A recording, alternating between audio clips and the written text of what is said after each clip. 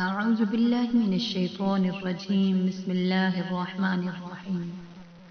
بلى ما كسب سيئة أحاطت به خطيئته فأولئك أصحاب النار هم فيها خالدون۔ کیوں نہیں جس نے کمایا گناہ اور گھیر لیا اس کو اس کے گناہ نے، سو وہی ہیں دوزخ کے رہنے والے، وہ اسی میں ہمیشہ رہیں گے۔ والذین آمنوا وعملوا الصالحات اولئک اصحاب الجنہ ہم فیہا خالدون۔ اور جو ایمان لائے اور عمل کیے نیک، وہی ہیں جنت کے رہنے والے، ہم فیہا خالدون، اور وہی اس میں ہمیشہ رہیں گے۔ جیسا کہ آپ کے سامنے تلاوت کی گئی سورہ بقرہ کی آیت نمبر 81 اور 82 اور ساتھ ہی اس کا ترجمہ کیا گیا، اس آیت میں یہ بتایا جا رہا ہے کہ خطاؤں کے احاطے کے جو معنی اوپر ذکر کیے گئے ہیں، اس قسم کا احاطہ اس معنی کے ساتھ کفار کے ساتھ مخصوص ہے،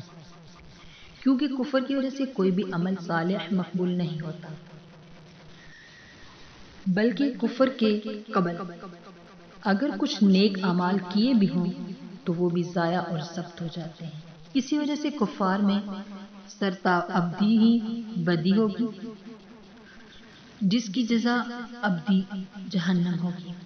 بخلاف اہل ایمان کے کہ اول تو ان کا ایمان خود بہت بڑا عمل صالح ہے، دوسرا اعمال فرعیہ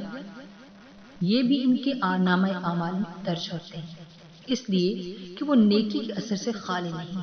بس احاطہ مذکورہ ان کی حالت پر صادق نہیں آتا۔ خلاصہ یہ ہوا کہ جب اس ضابطے کی روح سے کافر کا ابدی جہنمی ہونا ثابت ہو گیا، تو چونکہ حضرت موسیٰ علیہ السلام خاتم الانبیاء نہیں ہیں، آپ کے بعد حضرت عیسیٰ علیہ السلام اور حضرت محمد صلی اللہ علیہ وسلم بھی نبی ہیں، تو یہود ان کا انکار کر کے کافروں میں شامل ہوگی، اس لیے اس ضابطے کی روح سے